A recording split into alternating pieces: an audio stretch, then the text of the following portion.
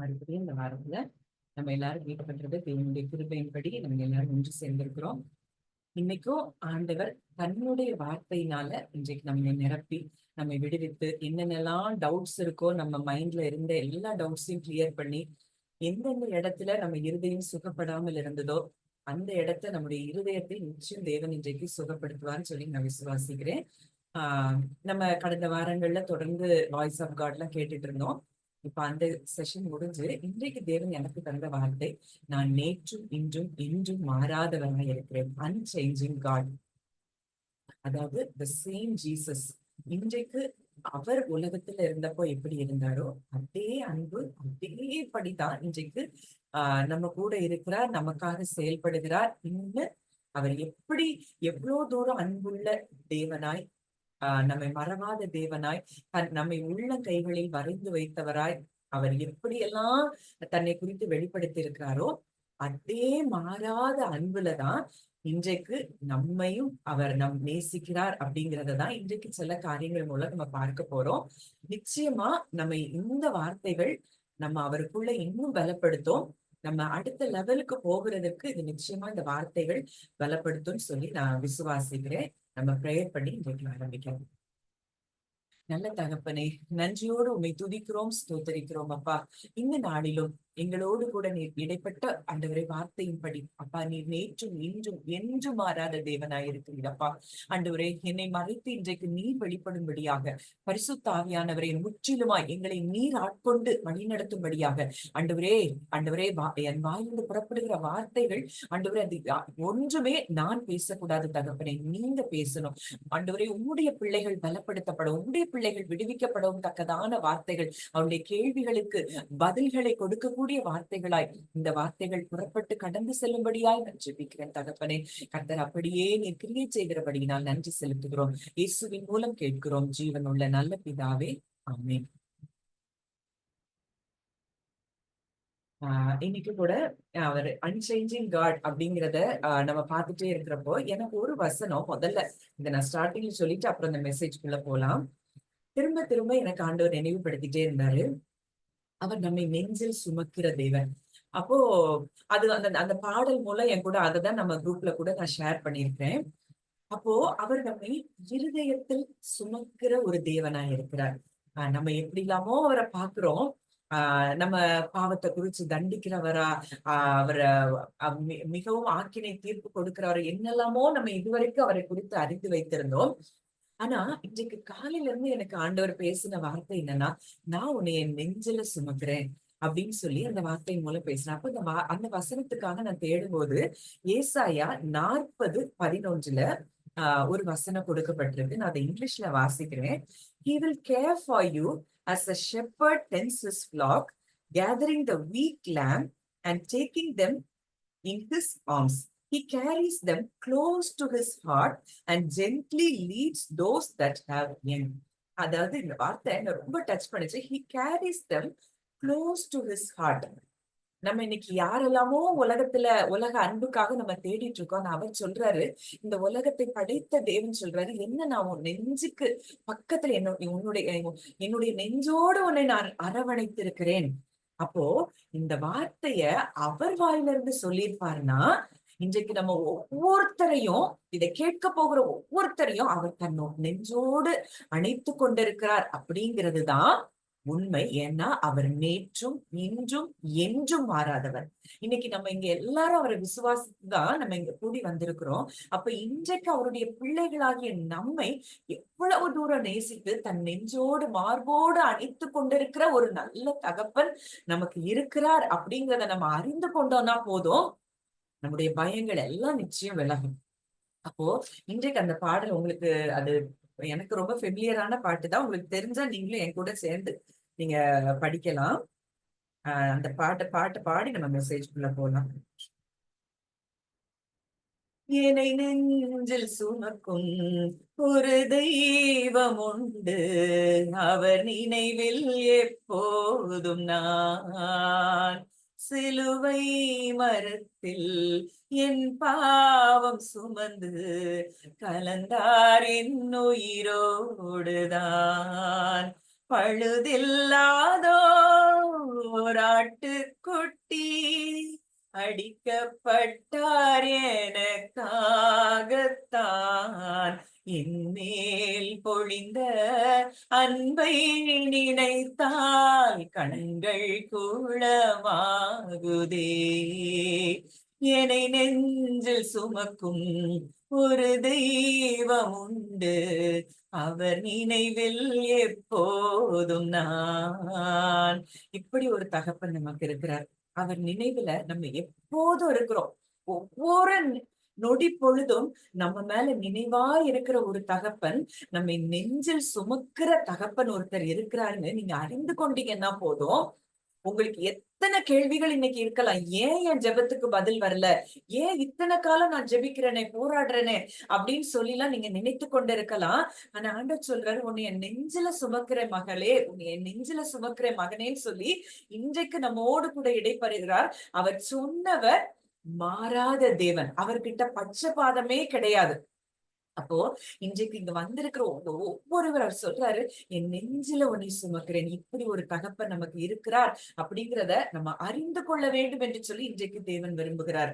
ஏன்னா இன்றைக்கு இங்க வந்த எல்லாருக்குமே எத்தனையோ கேள்விகள் உள்ளத்துக்குள்ள இருந்துட்டுதான் இருக்கு. ஏன் இந்த சூழ்நிலை இன்னும் மாறல, ஏன் இது நடக்கல, ஏன் இவ்வளவு கால தாமதம், எனக்கு ஏன் ஆண்டவர் செய்ய மாட்டேங்கிறார், என்னை அவர் நேசிக்கலையா அப்படின்னு சொல்லி நிறைய பேர் ஒரு சந்தேகத்தோட இந்த இடத்துல இருக்கிறீங்க.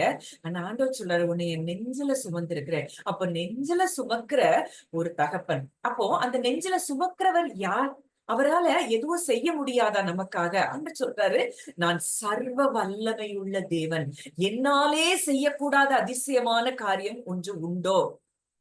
அப்போ அவர் சொல்றாரு, அவரால முடியாதுன்னு ஒண்ணுமே கிடையாது. அப்போ நான் உன்னைய நெஞ்சில சுமந்திருக்கிறேன், என்னால முடியாதுன்னு ஒரு காரியம் கிடையாது. அதனால என் மகளே, என்னுடைய அன்பில நிலைத்திரு. என் மகனே, நீ என்னுடைய அன்புல நிலைத்திரு, அது போதும். நான் உனக்காக யாவையும் செய்து முடிப்பேன் அப்படின்னு சொல்லி இன்றைக்கு நம்மோடு கூட தேவன் இடைப்படுகிறார். அப்ப நம்ம செய்ய வேண்டிய வேலை என்ன? அவருடைய அன்புல நம்ம இளைப்பாறுதல்ல நம்ம வரும்போது நமக்காக அவர் எல்லாவற்றையும் செய்து முடிப்பார். இன்னைக்கு வேதத்துல இருந்து நம்ம சில சம்பவங்களை கூட பார்க்க போறோம். முதலாவது 2-3 வசனங்கள் அவர் எப்படி மாறாதவரா இருக்கிறார் அப்படிங்கிறத நம்ம பார்க்க போறோம். வாசிக்கலாம். மல்கியா 3ஆம் அதிகாரம் 6ஆம் வசனம்.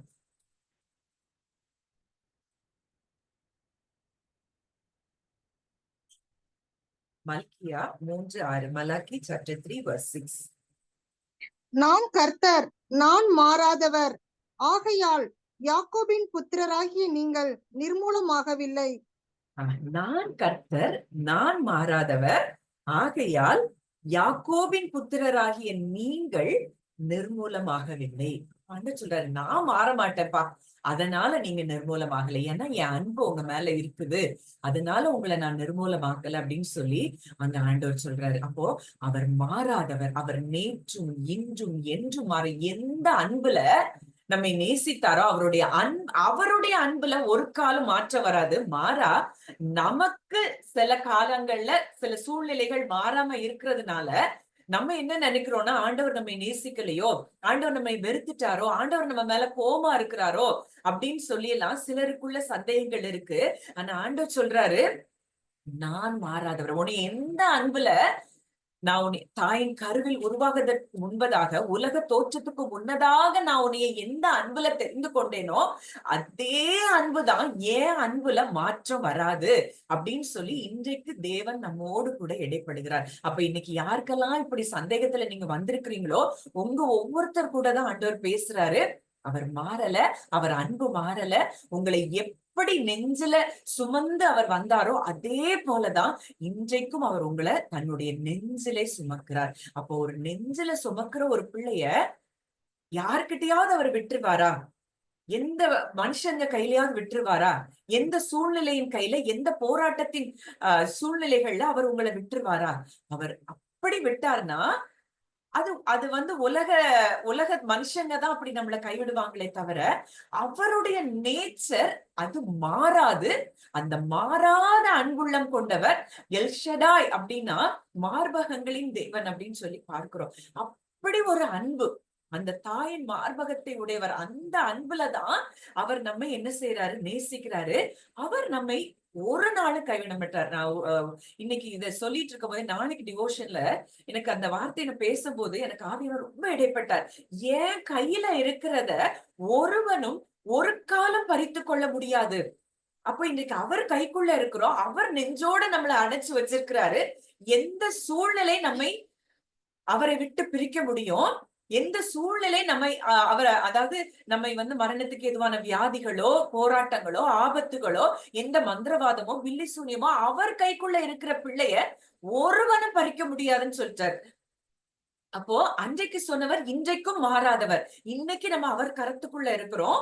அவர் நெஞ்சில நம்மை சுமந்து வைத்திருக்கிறார். சும்மா இஷ்டத்துக்கு அவர் நம்மளை விட்டுருவாரா?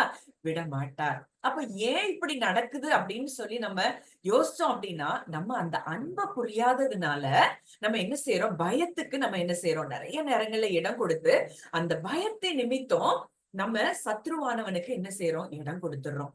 ஆனா ஆண்டவர் சொல்றாரு, நீ என் நெஞ்சில இருக்கிற, என் கரத்துக்குள்ள நீ இருக்கிற, உன்னை ஒரு காலும் ஒரு தீங்கும் அணுகாது, சேதப்படுத்தாது. வேதத்துல எத்தனை வாக்குத்தத்தங்கள் இதைத்தான் நம்ம பார்க்கிறோம். காரணம் என்னன்னா, அவர் கைக்குள்ள இருக்கிறோம். அவர் நெஞ்சில நம்மை வைத்து சுமக்கிறார். அந்த அன்பு கொஞ்சம் யோசித்து பாருங்க. நமக்காக அவர் காட்டின அன்பு, நமக்காக இந்த உலகத்துக்கு வந்து, நமக்காக மரித்து, நமக்காக உயிர்த்தெழுந்து, நமக்காக அத்தனை பாடுகள் பட்டு, எவ்வளவு அவமானங்கள், நிந்தனைகள், வேதனைகள், சரீரத்துல இடம் கொள்ளாமல் போக மட்டும் அங்க அத்தனை அடியும் உதையும் வாங்கி ரத்தம் சொட்ட சொட்ட சொட்ட அங்க மரித்திருக்கிறாரே. எதுக்காக? எனக்காக. நீங்க ஒவ்வொருத்தரும் அப்படிதான் பார்க்கணும். எனக்காக தேவன் இதை செஞ்சிருக்கிறாரு. அப்ப என்னை கைவிடுவாரா? அதான் சொல்றாரு, தன்னுடைய சொந்த குமாரன் நம்மை பாராமல் அவரையே கொடுத்துட்டாருன்னா மற்ற எல்லாவற்றையும் நமக்கு அருளாதிருப்பது எப்படி? இந்த அன்பை புரிஞ்சுக்கிட்டா போதும், நம்முடைய வாழ்க்கையின் அத்தனை போராட்டங்கள்ல இருந்தும் நம்ம நிச்சயமா வெளியே வர முடியும். அதனாலதான் பவுல் அடிக்கடி ஜெபப்படுற, அவருடைய அன்பின் நீளம், அகலம், ஆழம், உயரம் இன்னதென்று அறிந்து கொள்ள வல்லவர்களாகவும். அப்ப எதுக்காக அந்த ஜெபத்தை அவர் பண்றாருன்னா, அந்த அன்பு உணர்ந்து கொண்டா போதும், விசுவாசம் தன்னால வரும். ஏன் விசுவாசத்துல நமக்கு குறைவு வருதுன்னா, அந்த தேவ அன்பை நம்ம சரியா உணர்ந்து கொள்ளாததுனாலதான். இன்றைக்கு அந்த அன்பை உணர்ந்து கொள்ளாததுனாலதான் நமக்கு பயமும் வருது. அந்த அன்பை உணர்ந்து கொள்ளாததுனாலதான் நம்ம மற்றவங்க மேல நமக்கு என்ன வருது, கசப்பு வருது. அவரு அன்கண்டிஷனலா என்னைய நேசிக்கிறாரு அப்படிங்கிற அந்த அவருடைய அன்பை நம்ம உணர்ந்து கொள்ள ஆரம்பித்தோம்னா, மற்றவங்க மேல சாதாரண நம்மால ஈஸியா அவங்களை என்ன செய்ய முடியும், மன்னிக்க முடியும். அப்ப இன்றைக்கு இந்த வார்த்தையின் மூலம் தேவன் நம்மோடு கூட இடைப்படுகிறார். அடுத்ததா யாக்கோபு 1:17, ஜேம்ஸ் சாப்டர் 1 verse 17.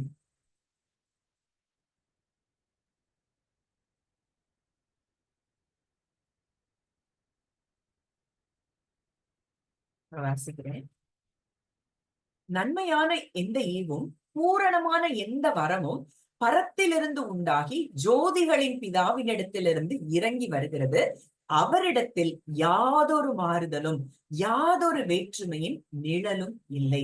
அப்ப நன்மையான ஈவுகள் தான் எங்கிருந்து வருது? பரத்திலிருந்து வருது. பூரணமான வரங்கள், அப்போ நம்ம பிதா ஆட்ட இருந்து நமக்கு ஒரு நாள் என்ன வராது, தீமை வராது. நம்ம ஒருவேளை அவரை விட்டு விலைக்கு போறதுனால, ஒருவேளை இளைய குமாரனுக்கு அங்க தகப்பன் வீட்டுல அவ்வளோ ஆசீர்வாதம், அவ்வளோ ஒரு பாதுகாப்பும் அன்பும் அங்க கிடைச்சானா, அதை உணராததுனால, அவன் வெளியில போனதுனால அங்க கஷ்டப்பட்டானே தவிர அந்த தகப்பனுடைய அன்பு மாறல. அதே போலதான் அங்க வீட்டுக்கு திரும்பி வந்தப்பறம் அவனுக்கு நன்மைக்கு மேல நன்மை அங்க தொடர்ந்து அவனுக்கு கிடைக்கிறத நம்ம பார்க்கிறோம். அதனால நம்ம தகப்பன் கிட்ட இருந்து நமக்கு தீங்குன்னு ஒண்ணும் என்ன செய்யாது, வராது. யாருக்கு? அவர் நேசிக்கிற, அவரை விசுவாசிக்கிற பிள்ளைகளுக்கு ஒரு நாளும் தீமை என்ன செய்யாது, அவரிடத்துல இருந்து வராது. அப்போ நன்மையான ஈவுகள், பூரணமான வரங்கள் தான் நமக்கு வருது. ஏன்னா அவரிடத்தில் யாதொரு மாறுதலும், அவர்கிட்ட மாறுதலே கிடையாது. அவர் மாறவே மாட்டார். அதுதான் அவருடைய அன்பு. அதுதான் அந்த அன்புல அவர்கிட்ட தேவன் அன்பாகவே இருக்கிறார் அப்படின்னு சொல்லி பார்க்கிறோம். தேவனுக்கு இங்கிலீஷ்ல பார்க்கிறோம், காட் இஸ் லவ். அப்ப காட் ஈக்குவல் டு லவ். அந்த அன்பை தவிர அவர்கிட்ட வேற எதையும் நம்ம என்ன செய்ய முடியாது, பார்க்க முடியாது. அப்ப ஏன் நம்ம வாழ்க்கையில அந்த சத்ருவானவன் கிரியை செய்து கொண்டிருக்கிறான்னா நமக்கு இந்த அறிவு இல்லாததுனால நிறைய பயங்கள், நிறைய நம்ம கேட்ட சத்தியங்கள், இதுவரைக்கும் நம்ம வளர்ந்து வந்ததுல கேட்ட சத்தியங்கள் நம்மளை எப்படி கொண்டு போயிடுச்சுன்னா கில்ட்டுக்குள்ள, கண்டம்னேஷனுக்குள்ள கொண்டு வந்து நம்ம அவரை விட்டு தூரப்படுத்தி கொண்டே இருந்தது.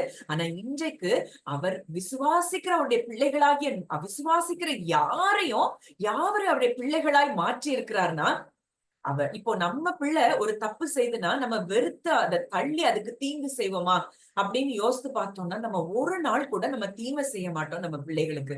ஐயோ என் பிள்ளை இந்த தவறு செஞ்சுட்டான், ஆனா இந்த தவறுல இருந்து அவன் எப்படியாவது வெளியே வரணும், எவ்வளவோ அட்வைஸ் பண்ணுவோம், எவ்வளவோ பேசுவோம், எப்படியாவது என் பிள்ளை நல்லா இருக்கணும் அப்படின்னு சொல்லிதான் நம்ம விரும்புவோம். ஆனா அவரை மட்டும் நம்ம எப்படி பார்க்கிறோம்? என்னைய தள்ளிட்டாரு, என்னைய விட்டுட்டாரு, என்னைய கைவிட்டுட்டாரு, இப்படி எல்லாம் சொல்லி அவருடைய இருதயத்தை நம்ம என்ன செய்யறோம்? துக்கப்படுத்திட்டு இருக்கோம். அப்ப தேவன் அன்பாகவே இருக்கு. அப்ப யார்கிட்ட சத்ருவானவன் கிட்டே செய்ய முடியும்னா, எபேசியர் 2ல பார்க்கிறோம், கீழ்ப்படியாமையின் பிள்ளைகளிடத்தில் இப்பொழுது கிரியை செய்கிற ஆகாயத்து பிரபு. அப்போ யார தேவனை விசுவாசிக்கலையோ, கீழ்ப்படியலையோ, அவங்க கிட்டதான் அவனால என்ன செய்ய முடியும்? கிரியை செய்ய முடியும். நம்ம கிட்ட அவன் ஒரு காலம் என்ன செய்ய முடியாது? கிரியை செய்ய முடியாது. ஏன்னா நம்மை அவர் நெஞ்சில் சுமக்கிறார், அவருடைய கரத்துக்குள் வைத்திருக்கிறார்.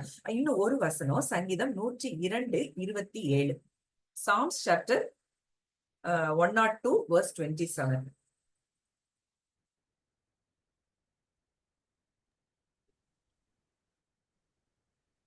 நீரோ மாறாதவராய் இருக்கிறீர், உமது ஆண்டுகள் முடிந்து போவதில்லை. நீரோ மாறாதவராய் இருக்கிறீர். மறுபடியும் வேதம் சொல்ற காரியம், அவர் மாறாதவர், அவர் மாறாதவர். நீங்க யோசித்து பாருங்க, எத்தனை சூழ்நிலைகள்ல நம்ம தாண்டி வந்திருப்போம், எத்தனையோ அற்புதங்களை தேவன் செஞ்சிருப்பாரு. அப்பெல்லாம் செஞ்ச தேவன் இப்ப இருக்கிற சூழ்நிலையை மாற்ற அவரால முடியாதா அப்படின்னு சொல்லி நம்ம யோசித்து பார்த்தோம்னா நமக்கு என்ன வராது? பயம் வராது. அவர் அன்றைக்கு செய்த தேவன், அவர் அன்றைக்கு செய்திருப்பார்னா இன்றைக்கும் அதே அற்புதத்தை அதை எந்த வகையில நமக்கு செய்யணும் அப்படிங்கிறத அவர் அறிந்திருக்கிறார். அவர் யோசனையில் பெரியவர், செயல்களில் மகத்துவமானவர்.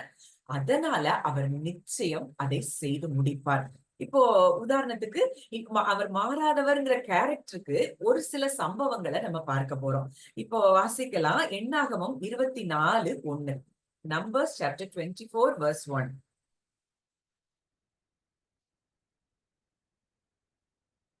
என்னாகமம் 24:1.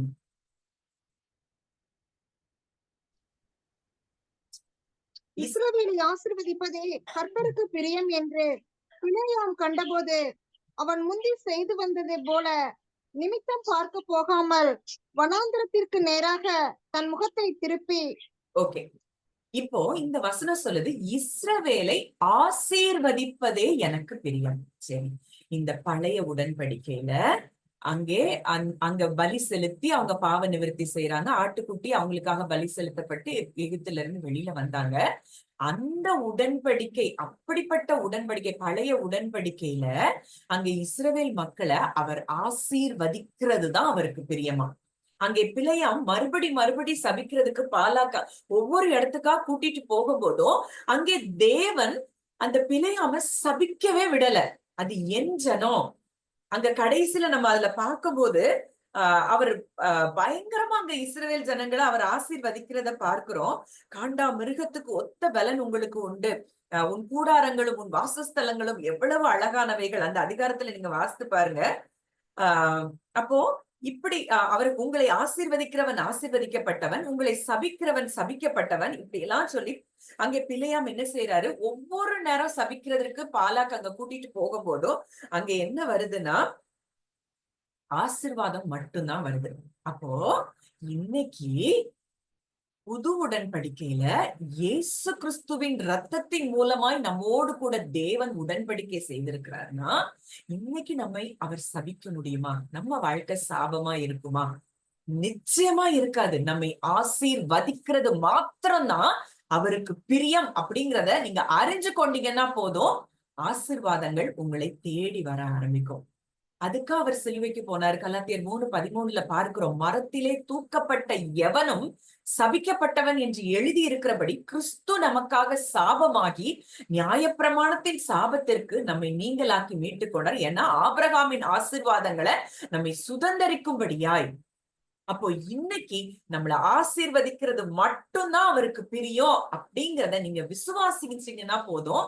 உங்களை தேடி நீங்க என்னென்ன ஆசீர்வாதத்தை விரும்புறீங்களோ அந்த ஆசீர்வாதங்கள் உங்களை தேடி வரும் அப்படிங்கிறத நீங்க புரிந்து கொள்ளீங்கன்னா, அவர் நேற்றும் இன்றும் என்றும் மாறாதவராக இருக்கிறார்.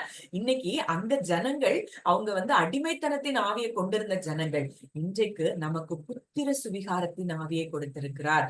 கிறிஸ்துவின் அந்த ஆவிய நமக்கு என்ன செய்திருக்கிறார், கொடுத்திருக்கிறார். கிறிஸ்து எப்படி அவர் அப்பான்னு கூப்பிட்டாரோ நமக்கும் அதே பாக்கியத்தை கொடுத்திருக்கிறார். அவருக்கு உடன் சகோதரா நம்ம இருக்கிறபடினால நம்ம அப்பான்னு கூப்பிட்டா அவர் பதில் தருகிற தகப்பனா இருக்கிறார். இன்னொன்னு, சொந்த பிள்ளைய சபிக்கிற ஒரு தாய் தகப்பன் உண்டா?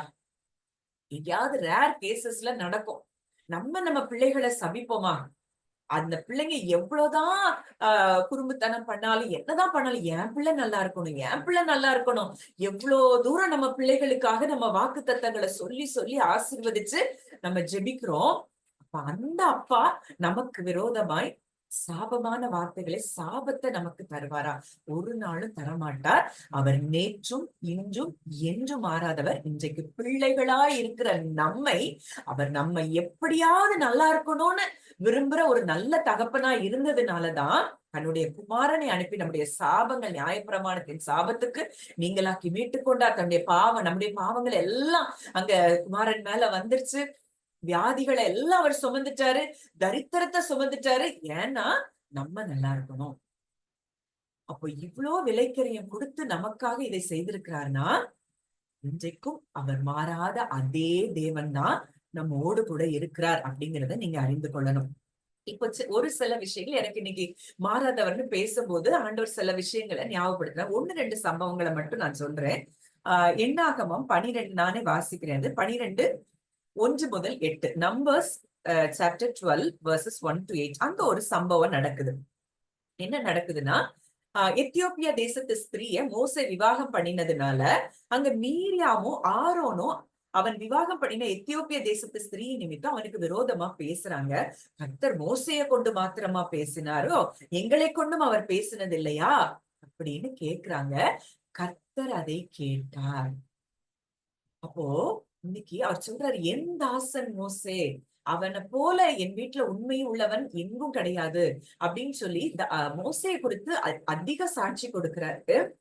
இன்றைக்கு அந்த மோசையை குறித்து உடன் பிறந்த சகோதரனும் சகோதரியும் என்ன செய்யறாங்க, முறுமுறுக்கிறாங்க. கர்த்தர் அதை கேட்டார்.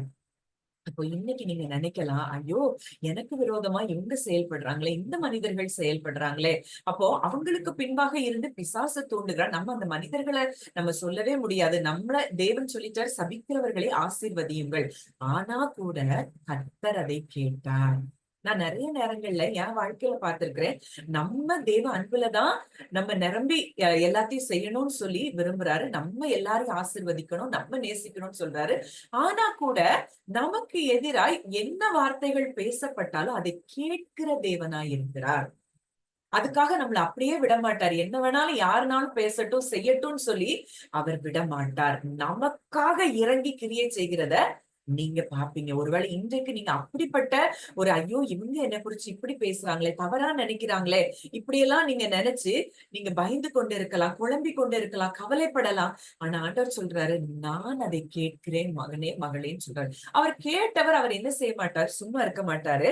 அங்க மோசே தனக்காக எதுவுமே பேசல. அங்க கர்த்தர் மோசே கூடயும் ஆரோன் கூடயும் மீரியாம் கூடயும் அங்க பேசுறாரு. அவர் சொல்றாரு, நான் அவனுடனே மறைமுகமாக 7வது வசனத்துல ஆண்டவர் சொல்றாரு மோசைய பத்தி. அங்க மோசே ஆரோன் கூடயும் மிரியாம் கூடயும் பேசுறாரு.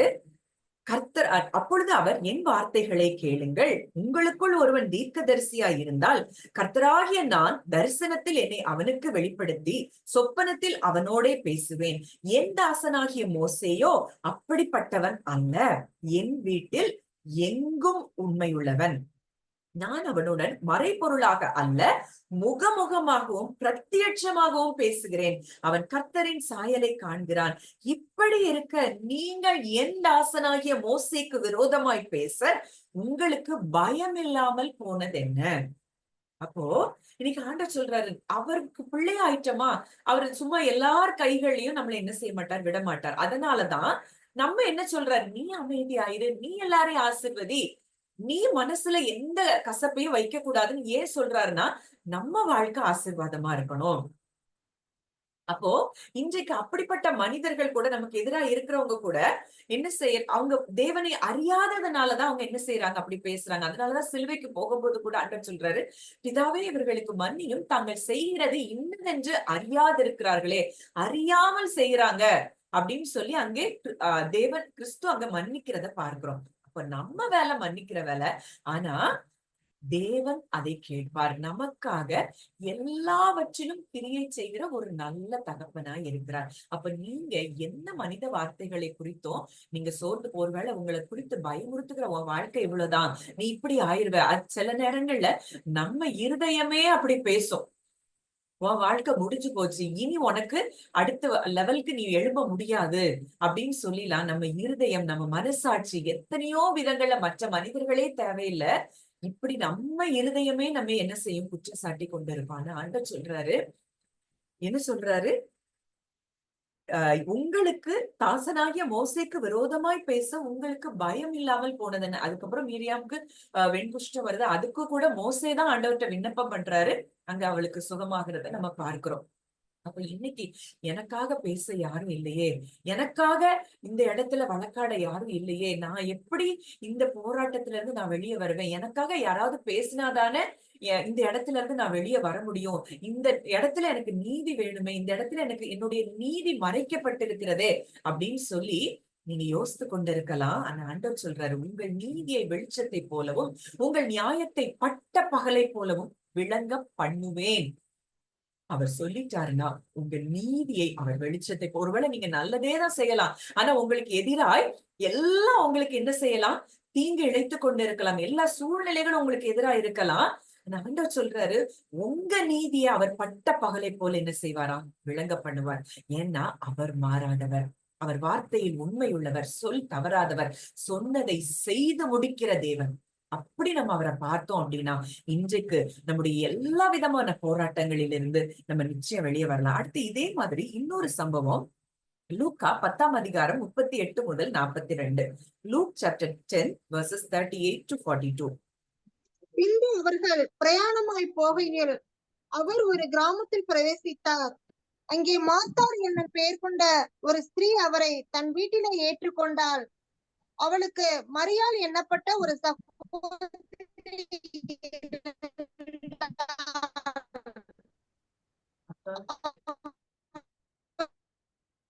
அக்கா சிக்னல் சரியில்லை, கேட்டுக்கொண்டு இருந்தாள். இப்ப கேக்குது. கரெக்டா வச்சுக்கணும். கரெக்ட் தான் கவாசி. மார்த்தாளோ பற்பல வேலைகளை செய்வதில் மிகவும் வருத்தமடைந்து அவரிடத்தில் வந்து, ஆண்டவரே, நான் தனியே வேலை செய்யும்படி என் சகோதரி என்னை விட்டு வந்திருக்கிறதை குறித்து உமக்கு கவலை இல்லையா? எனக்கு உதவி செய்யும்படி அவளுக்கு சொல்லும் என்றாள்.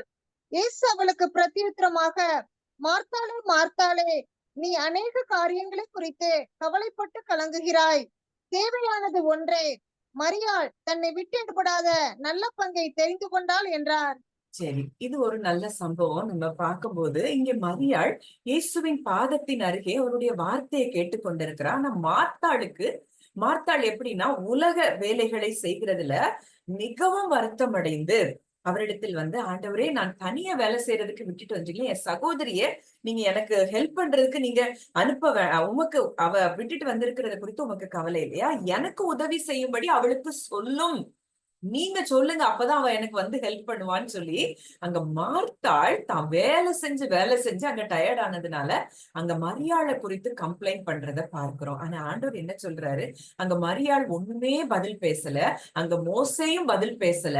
ஆனா ஆண்டவர் சொல்றாரு, மார்த்தாளே, நீ அநேக காரியங்களை குறித்து கவலைப்பட்டு கலங்குகிறாய், தேவையானது ஒன்றே, மரியாள் தன்னை விட்டு எடுபடாத நல்ல பங்கை தெரிந்து கொண்டாள். அப்போ இன்னைக்கு அவரை நம்பி, அவர் வார்த்தையை நம்பி, அவர் வார்த்தையை கேட்கும்படி, அதையே விசுவாசிக்கும்படி வந்திருக்கிற நமக்கு அவர் நமக்காக எல்லாரிடத்திலும் பேசுகிற தகப்பனா இருக்கிறார்.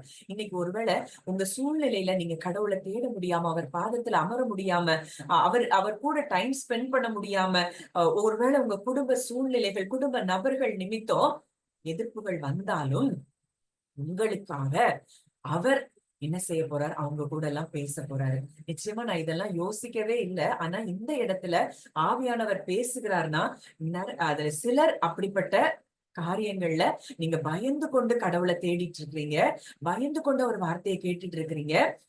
ஒருவேளை இதுல இருக்கலாம், இந்த ஜூம்ல இருக்கலாம், இல்ல யூடியூப்ல பின்னாடி கேட்க போகிற நபர்கள் யாரா இருந்தாலும், தேவன் இன்றைக்கு அப்படிப்பட்ட நபர்களை அவர் சந்திக்க போகிறார். அப்போ அங்க என்ன செய்யல, அங்க மரியாள் பேசல. மரியாளை குறித்து ஒரு குற்றம், ஒரு முறுமுறுப்பு அங்க வந்தப்போ அவளுக்காக தான் பேசுகிறத நீங்க பார்க்கலாம். அப்போ அவர் அன்றைக்கு இந்த காரியத்தை செஞ்சிருப்பாருன்னா, இன்றைக்கும் அதே தேவன் நமக்காக இறங்கி இப்படிப்பட்ட காரியங்களை நிச்சயம் செய்கிறார். நீங்க விசுவாசிப்பீங்கன்னா அவர் மாறாதவர். அன்னைக்கு மரியாளுக்கு செஞ்சாரே, எனக்கு செய்வார். எனக்கு அந்த சுதந்திரத்தை தேவன் கொடுப்பார். அவர் பாதத்துல அமர்ந்து அவர் வார்த்தையை கேட்கிறதற்கு, நான் சுதந்திரமா அவரை தேடுகிறதற்கு எனக்கு அவர் பதில் கொடுப்பார், பலன் அளிப்பார், எனக்காக அவர் அவர்கள்ட்ட பேசுவார் சொல்லி நீங்க விசுவாசிப்பீங்கன்னா அந்த காரியங்கள் கர்த்தருக்கு சித்தமான இந்த வாரத்துல அப்படிப்பட்ட ஒரு ஃப்ரீடம்க்கு நேரா ஆண்டவர் உங்களை கொண்டு போவார். இன்னொரு வசனம் உபாகமம் 33:26. Deuteronomy chapter 33 verse 26. அநாதி தேவனே உனக்கு அடைக்கலம், அவருடைய நித்திய புயங்கள் உனக்கு ஆதாரம். அவர் உனக்கு முன்னின்று சத்துருக்களை துரத்தி அவர்களை அழித்து 26. யெஷூரனுடைய தேவனை போல் ஒருவரும் இல்லை. அவர் உனக்கு சகாயமாய் வானங்களின் மேலும் தமது மாட்சிமையோடு ஆகாய மண்டலங்களின் மேலும் ஏறி வருகிறார். யெஷூரனுடைய தேவனை போல் ஒருவரும் இல்லை. அவர் உனக்கு சகாயமாய் வானங்களின் மேலும் தமது மாட்சிமையோடு ஆகாய மண்டலங்களின் மேலும் ஏறி வருகிறார். எவ்வளவு பெரிய வார்த்தை, ஒரு அற்புதமான வார்த்தை. என்ன சொல்றாரு? என்ன போல தேவன் ஒருவரும் இல்லை, யெஷூரனுடைய தேவனை போல ஒருவரும் இல்லை. உனக்கு சகாயம் செய்யும்படி, நமக்கு உதவி செய்யும்படி எங்கிருந்து வராரா? வானங்கள்ல இருந்து தமது மாட்சிமையோடு ஆகாய மண்டலங்கள் மேல ஏறி வருகிறாராம். சொன்னவர் யார்? வாக்கு மாறாதவர். அப்ப இன்றைக்கு உங்க ஒவ்வொருவருடைய சூழ்நிலைகளிலும் உதவி செய்யும்படியாக அவர் என்ன செய்யறாரா? இறங்கிட்ட தூதர்களை அனுப்புறேன்னு சொல்லல, என்னுடைய சேனையை அனுப்புறேன்னு சொல்லல, அவரே இன்றைக்கு என்ன செய்கிறாராம்? இறங்கி வருகிறாராம். அங்க என்ன நடக்குது? சகாயமாய் வானங்கள்ல இருந்து அவர் இறங்கி வருகிறார், மாட்சிமையோடு ஆகாய மண்டலங்கள்ல இருந்து அவர் இறங்கி வருகிறார். அப்போ சொன்னவர் வாக்கு மாறாதவர், அவர் என்றென்றைக்கும் நேற்றும் இன்றும் என்றும் மாறாதவனா. இன்றைக்கு அவருடைய பிள்ளைகளாகிய நமக்காக அவர் வானத்திலிருந்து இறங்கி வருகிறேன் என்று சொல்லி வாக்கு கொடுக்கிறார்னா, அந்த வார்த்தையின்படி இன்றைக்கு நம்மளை என்ன செய்யறாரு? பலப்படுத்துகிறார். அந்த வார்த்தையின்படியே இன்றைக்கு நமக்காக அவர் செயல்படுகிறார். நீங்க எத்தனை பேர் விசுவாசிக்கீங்களோ அத்தனை பேரும் அவருடைய மகிமையை இன்றைக்கு காண்பீர்கள். அப்ப இன்னைக்கு எத்தனை திரும்ப திரும்ப திரும்ப நான் மாறாதவர், நான் மாறாதவன்னு சொல்லி எத்தனையோ வாக்கு தத்தங்களை நமக்கு கொடுத்து கொண்டே இருக்கிறார். அந்த 27ல கூட பார்க்கிறோம், அவருடைய நித்திய புயங்கள் உனக்கு ஆதாரம், அநாதி தேவனே உனக்கு அடைக்கலம். அப்போ அவர் புயங்கள் தான் இன்னைக்கு எப்படி இருக்கு? ஆதாரமா இருக்கு. அப்போ இன்றைக்கு நெஞ்சில் சுமக்கும் ஒரு தகப்பன் நமக்கு இருக்கிறார். கைகளில மூடி நம்மை பாதுகாக்கிற ஒரு தகப்பன் இருக்கிறார். கண்களை இமை காப்பது போல உங்களை தொடுகிறவன் என் கண்ணின் மணியை தொடுகிறான்னு சொல்றாரு. அப்போ எந்த அளவுக்கு இன்டிமேட்டா நம்மளை தொடுறதுக்கு யாரையும் அலோவ் பண்ண மாட்டாரு, அன்றில் நம்ம இடம் கொடுக்கிற வரைக்கும். நம்ம என்ன செய்யறோம்? இந்த உலகத்தை பார்க்கிறோம், உலக மக்களை பார்க்கிறோம், உலக மக்களுக்கு நேரிடுகிறத பார்க்கிறோம், அது நடந்துருமோ அப்படின்னு விசுவாசிக்கிறோம்.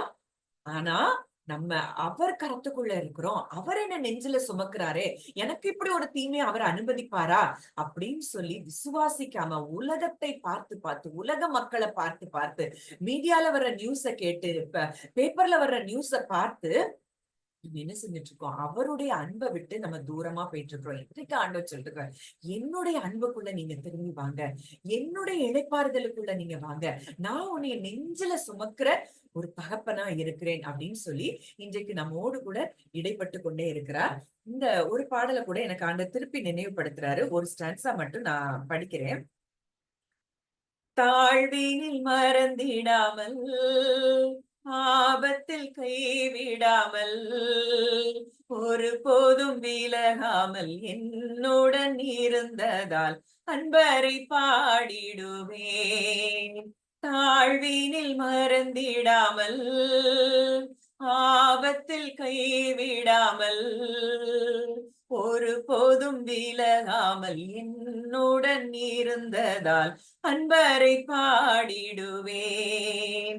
மாறாதவர், மாறாதவர், மாறாதவர், என்னாலுமே மாறாதவர், மாறாதவர், மாறாதவர், என்னாலுமே நீதியை வெளிச்சத்தை போல், நியாயத்தை பட்ட பகல் போல் விளங்கிட செய்பவர் என்றறிந்ததினால் அன்பரை பாடிடுவேன்.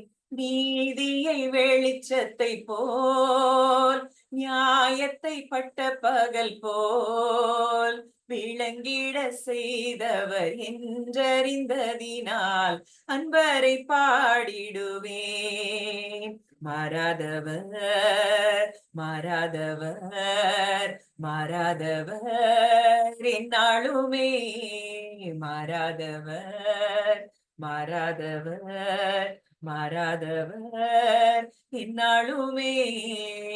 அப்ப இன்றைக்கு நீங்க ஒவ்வொருத்தரும் துதிக்க ஆரம்பிங்க. ஆண்டவரே, நீர் மாறாதவர் தகப்பனே.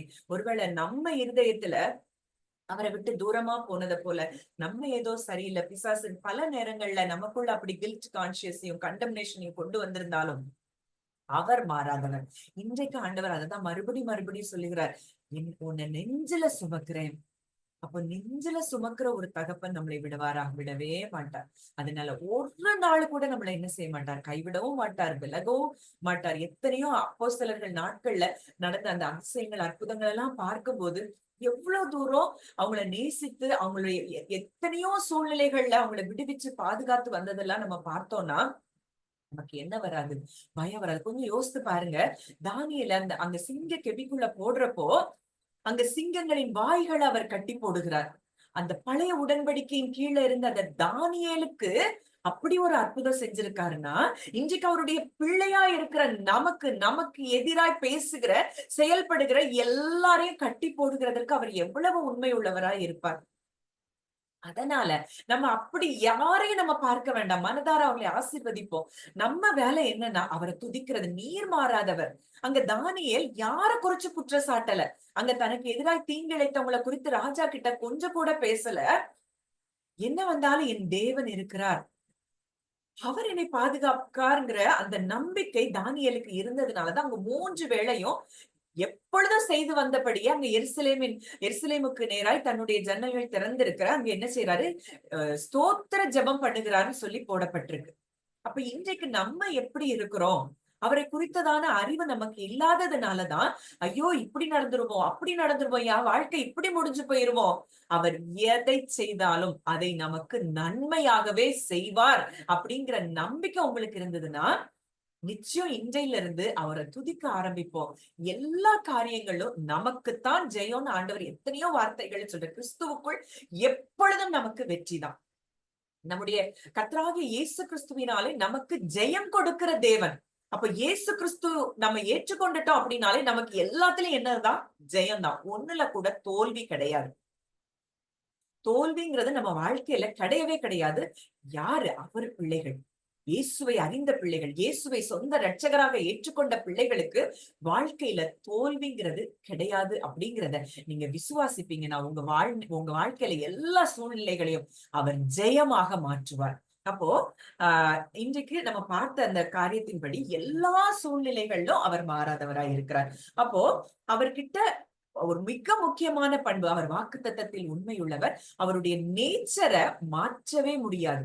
யாராலும் மாற்ற முடியாது. ஆனா சில இடங்கள்ல அவர் அவர் தான் சொன்னதை மாற்றி இருக்கிறார், தன்னுடைய நேச்சர் அவர் மாற்றி இருக்கிறார் அப்படின்னு எந்த இடத்துல நம்ம பார்க்கலாம் அப்படின்னா, அன்பின் நிமித்தம் தன்னுடைய செயல்பாட்டின் முடிவை அவர் மாற்றி இருக்கிறார். வாசிக்கலாம், யோனா 3ஆம் அதிகாரம் 10ஆம் வசனம். ஜோனா சாப்டர் 3 verse 10. அவர்கள் தங்கள் பொல்லாத வழியை விட்டு திரும்பினார்கள் என்று தேவன் அவர்களுடைய கிரியைகளை பார்த்து தாம் அவர்களுக்கு செய்வேன் என்று சொல்லியிருந்த தீங்கை குறித்து மனஸ்தாபப்பட்டு அதை செய்யாதிருந்தார். இங்க யோனாவ நினிவேக்கு அனுப்பி அந்த பட்டணத்துக்கு விரோதமா தீர்க்க தரிசனம் சொல்றாரு. ஆனா இங்க யோனா போய் பிரசங்கித்த உடனே அந்த நினிவே மக்கள் என்ன செய்யறாங்க, அவங்களுடைய வழிகளை விட்டு அங்க என்ன செய்யறாங்க, திரும்புறாங்க. அப்போ அந்த அவங்க அதுல வசனம் சொல்லுது, பொல்லாத வழியை விட்டு திரும்பினார்கள் என்று தேவன் அவருடைய கிரியைகளை பார்த்து அவங்களுக்கு செய்வேன்னு சொல்லியிருந்த தீங்கை குறித்து மனஸ்தாபப்பட்டு அதை செய்யாதிருந்தார். இது ஏன் இப்படி செய்யாம இருந்தாரு அப்படின்னு சொல்லி நம்ம பார்க்கும்போது 4ஆவது அதிகாரம் 2ஆவது வசனம் வாசிக்கலாமா? கர்த்தரை நோக்கி விண்ணப்பம் பண்ணி, கர்த்தாவே, நான் என் தேசத்தில் இருக்கும் போதே நான் இதை சொல்லவில்லையா?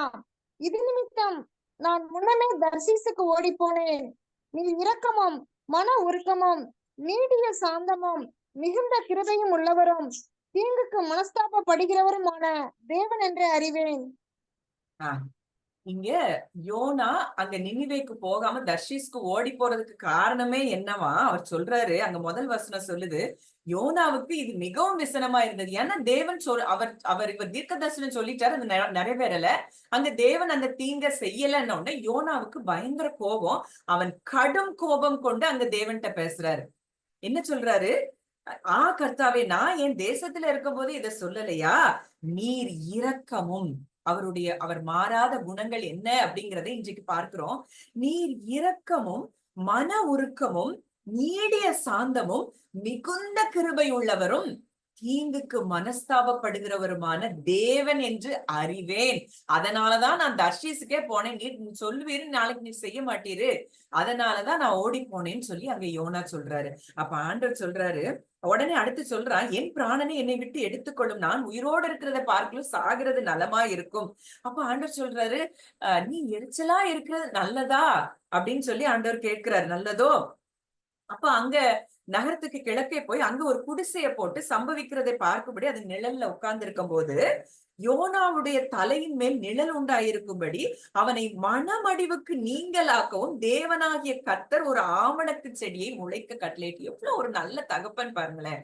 அதாவது அவன் கோபமா இருக்கிறான், அங்க ஆண்டவர்கிட்ட அங்க சண்டை போடுறான், கடும் கோபம் கொண்டு, ஆண்டவர் மேல கடும் கோபம் கொண்டுன்னு இருக்கு.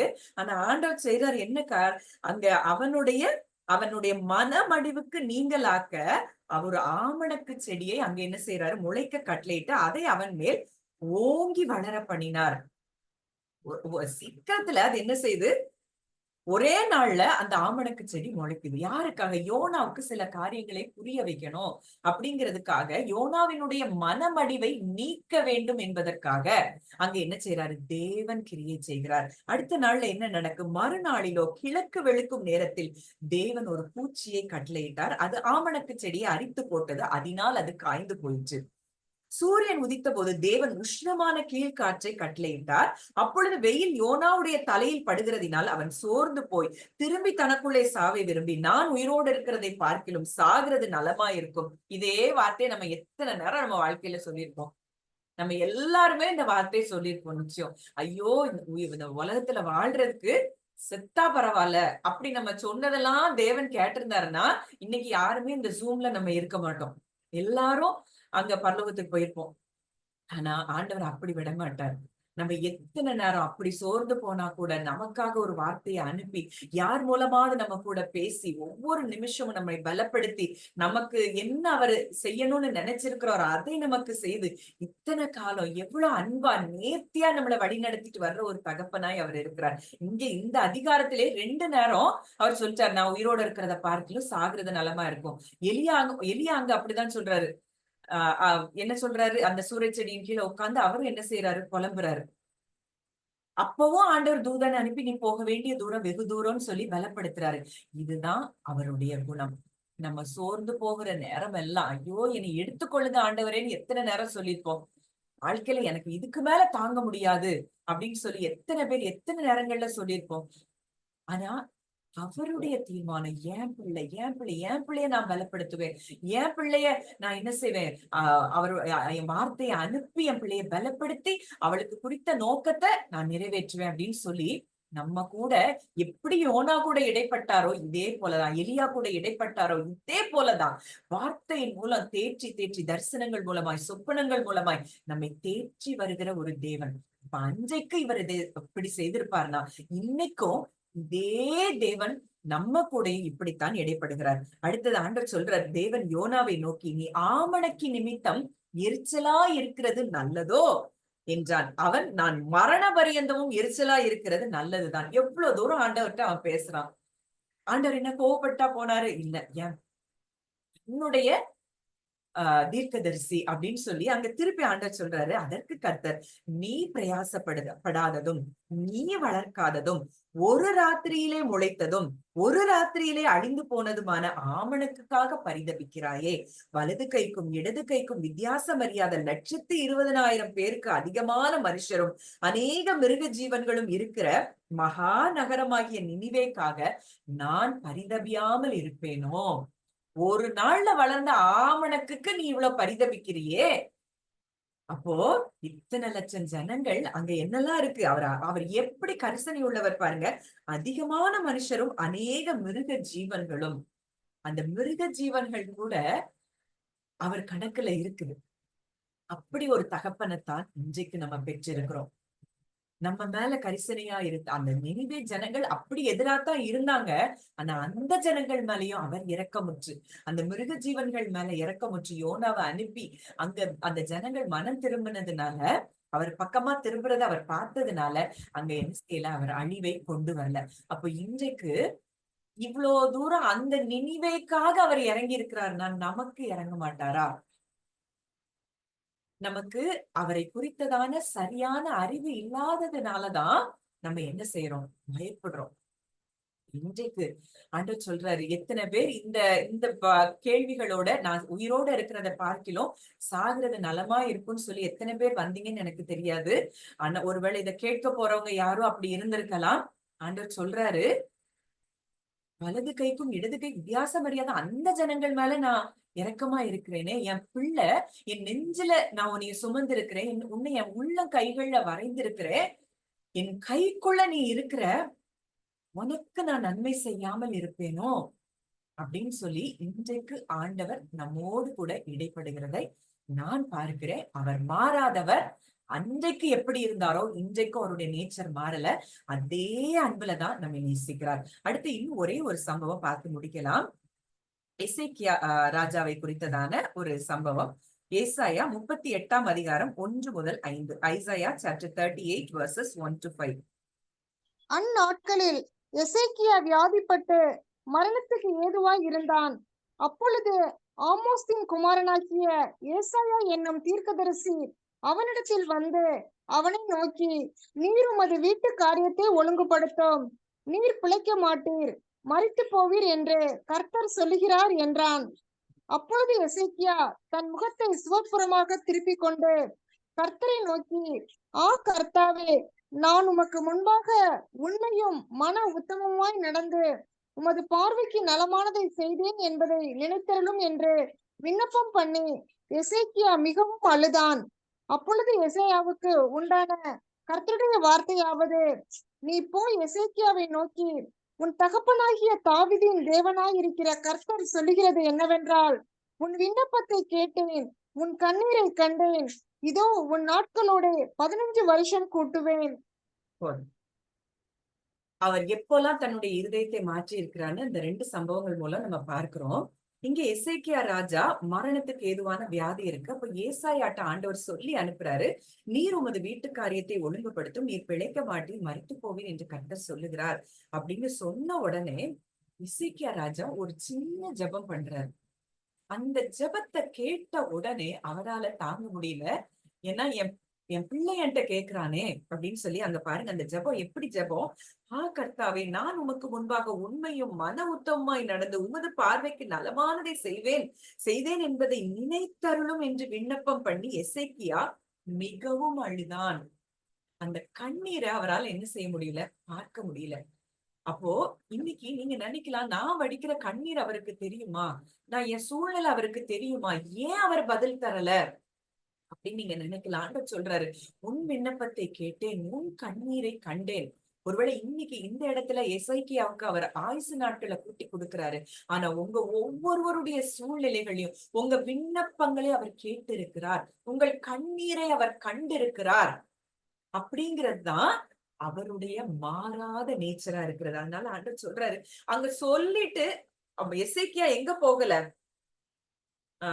அப்பொழுது எசேக்கியாவுக்கு உண்டான கர்த்தருடைய வார்த்தையாவது, நீ போய் எசேக்கியாவை நோக்கி உன் தகப்பனாகிய தாவீதின் தேவனாய் இருக்கிற கர்த்தர் சொல்லுகிறதாவது, உன் விண்ணப்பத்தை அங்க அவர் சொல்லிட்டு அங்க முற்றத்துக்கு கூட அங்க வெளியில கூட போகல. அதுக்குள்ள ஆண்டவர் அவருடைய இருதயத்தை மாற்றார். இதுதான் அவருடைய இருதயம். நான் அங்க சொல்லிட்டு ரொம்ப நேரம்லாம் ஆகல, 2 நிமிஷத்துக்குள்ள இவர் பண்ணின அந்த சின்ன ஜபத்துக்கு ஆண்டவர் உடனடியாக அங்க என்ன செய்யறாரு, பதில் கொடுக்க. என் பிள்ளை அழுதுட்டா என்னால அதை தாங்க முடியல. அப்ப இன்றைக்கு நீங்க அழுறீங்கன்னா அதை பார்த்து கொண்டு வேடிக்கை பார்க்கிற ஒரு தகப்பன் அல்ல. ஒருவேளை கால தாமதம் ஆகலாம், ஆனா நிச்சயம் பதில் உண்டு, நிச்சயமாகவே முடிவு உண்டு. உன் நம்பிக்கை வீண் போகாது அப்படின்னு சொல்லி இப்போ ஆண்டவர் நம்ம கூட இடைப்படுகிறார். அப்ப எந்த சூழ்நிலையா இருந்தாலும் கால தாமதங்கள் அது எல்லாமே நன்மைக்கு ஏதுவாகத்தான் இருக்குமே தவிர நமக்கு தீமை செய்கிற தகப்பன் அல்ல.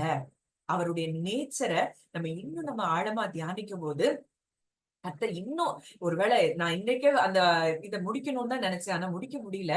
இது ஒருவேளை அடுத்த வாரத்துல நம்ம பார்ப்போம்.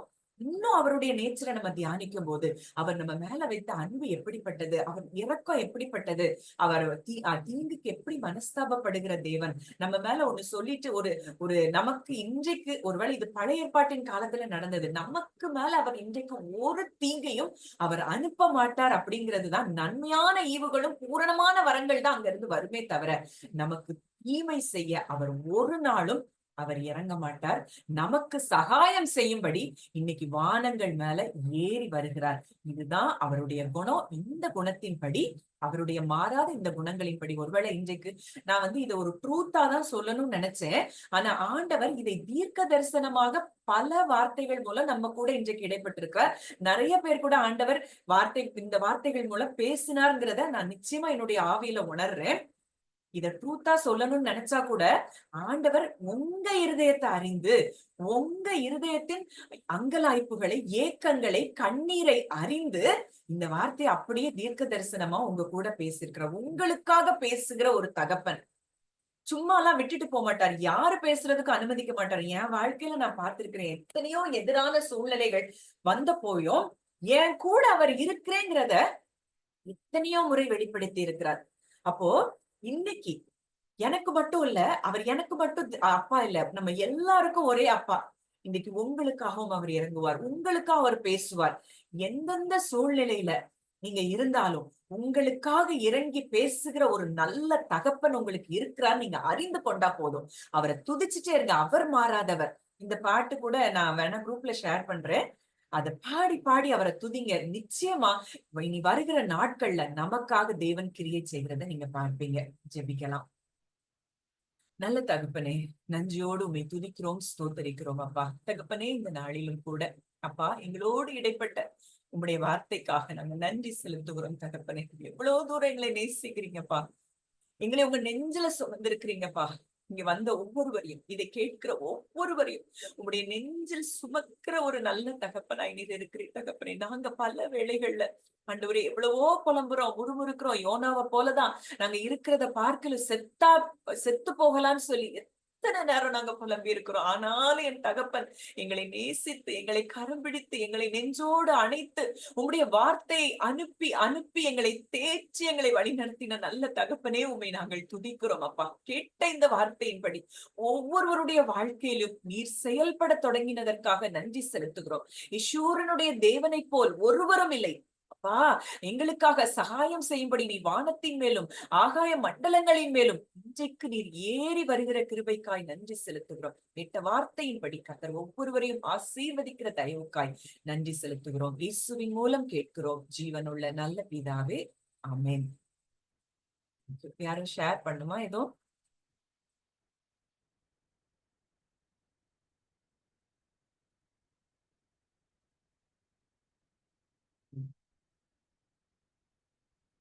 அக்கா ஜான்சி, நான் ரொம்ப சொல்லுங்க. மனம் உடைஞ்சு வந்திருந்தேன். இந்த நான் கடைசியில தான் ஜாயின் பண்ணேன். என்னால காட்ஸ் பிரசன்ஸ் உணர முடிஞ்சது. கடவுளுடைய நாமம் மகிமைப்படுவதாக. ஷேர் பண்ணுங்க. அக்கா சொல்லுங்க. எனக்கு வந்து ரீசெண்டா அவர் வந்து நீ என் பொண்ணு எனக்கு எப்படி இருக்குன்னா, நான் அவரோட டார்லிங் அப்படிங்கிற மாதிரி எனக்கு ரீசெண்டா அந்த ஒரு ஃபீலை கொடுத்துட்டே வராங்க. இன்னைக்கு நீங்க மாறாதவர் பாட்டு பாடுனீங்கல்லக்கா, அது வந்து எனக்கு வந்து இந்த மெசேஜ் கேட்கும் போது, நீங்க இப்ப கேட்கும் போது சொல்லிட்டு இருக்கும் போது எனக்கு அந்த பாட்டு கேட்கணும். அது வந்து ஜூலியட் ஆண்டிங்கிறவங்க ஒருத்தங்க பாடியிருப்பாங்க. எனக்கு வந்து கேட்கணும்னு அவ்வளோ ஒரு ஆசை. மெசேஜ் இப்ப கேட்டுட்டு இருக்கும் போதுதான். அப்போ நான் ஒரு பாட்டு பாடுறேன்னு சொல்லும் போது நானும் கூட எனக்கு அவ்வளோ ஒரு எனக்கு அந்த ஜாய்னஸுக்கு அளவே இல்லை. அப்ப எனக்கு எப்படி ஃபீல் ஆச்சுன்னா, அந்த பாட்டு கேட்கணும்னு எனக்கு ஒரு இருதயத்துல தோணுச்சு. அந்த இருதயத்தின் வாஞ்சை அது ஒரு சின்ன விஷயம் தான் அக்கா. எனக்கு மத்தவங்களுக்கு இது எப்படி ஃபீல் ஆகுதுங்கிறது எனக்கு தெரியல. பட் எனக்கு அந்த பாட்டு கேட்கணும்னு தோணுச்சு. உனக்கு கேட்கணுமா? கேளு. ஒரு பாட்டுல கூட அவர் வந்து அவ்வளோ என்னோட டிசைரை ஃபுல்ஃபில் பண்றாங்கன்னா, அப்ப மத்த விஷயங்களை எப்படி என்னோட வாழ்க்கையில முக்கியமான விஷயங்களை வந்து எப்படி விடுவாரு அப்படிங்கறது வந்து உண்மையிலேயே எனக்கு இந்த மெசேஜ்ல எனக்கு அதுதான்க்கா ஃபீல் ஆச்சு. Thank you Jesus, thank you Holy Spirit. யாரும் ஷேர் பண்ணுமா?